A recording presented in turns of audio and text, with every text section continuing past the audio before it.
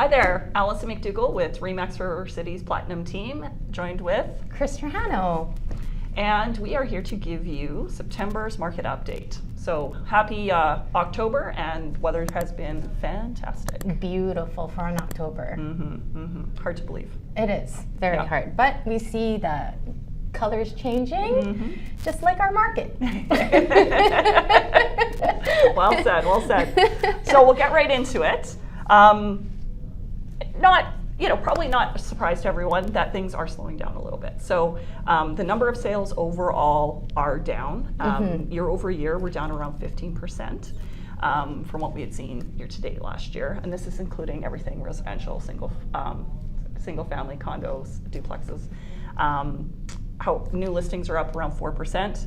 And that being said, we are still seeing sales. So single family in particular is up around 2% from a sale price of last year. So there's still traction. We're just not seeing the pace at which we saw earlier this year, which wasn't sustainable.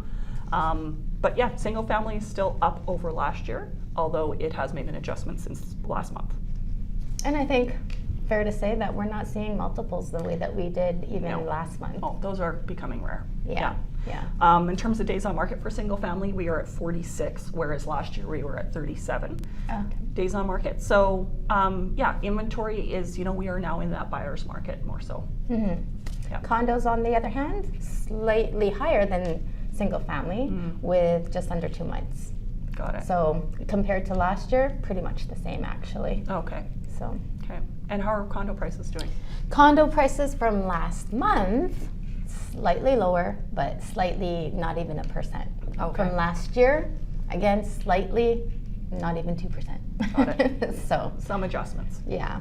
So the condo market is still pretty stable and soft. Yeah, which has been kind of consistent for a few years now. We saw a little bit of an uptick in the spring, but not much.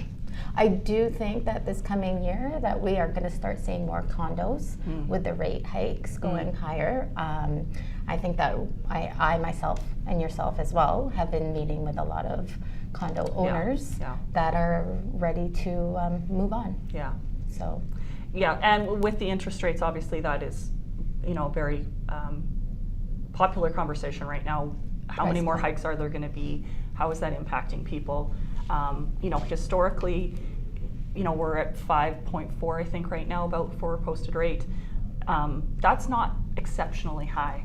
It is when all you've known is 2 and 3%. Yeah. But historically, 5 and a bit isn't terrible. So it just takes some getting used to, I think, for the people whose mentality is it needs to be under 4. Anything around that 5 mark is a little bit high, but it's really not when you look historically. And it takes something when, especially if you've been on variable rates and you've had the number of rate hikes we've had in a row consecutively, that's a real adjustment. So we understand that it's affecting everyone out there, or not everyone, but a lot of people. And if you have questions about that, we are always here to have a discussion to see how it, specifically is affecting you. We always say real estate is neighborhood specific, and it's situation specific as well. So we are here to help with those questions. And if you look on our YouTube page, we'll give you a lot of information, even from previous months, if you want to look back at the stats from there. Yeah. Speaking of, you can like and subscribe to us. We would really appreciate it.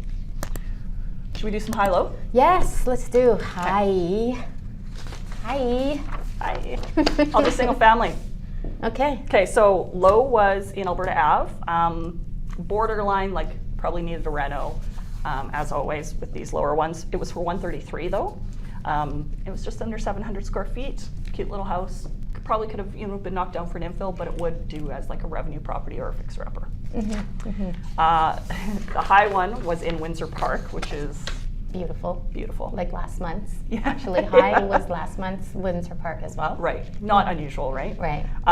So that sold just under 2.8 million, 3,500 square foot, gorgeous infill built in 2018. Yeah, so there's still money coming in here. There is. Yeah, real estate is still happening. It is, yeah. And last month we were talking about the number of $1 million homes.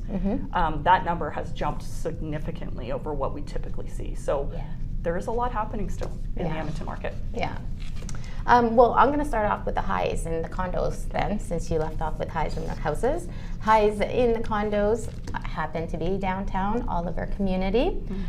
This was a 1,500 square foot condo. It sold for $785, lasted only 20 days on the market. Oh, okay. So condos, right? Yeah. Still moving, Yeah. especially high-end condos, still moving. Okay.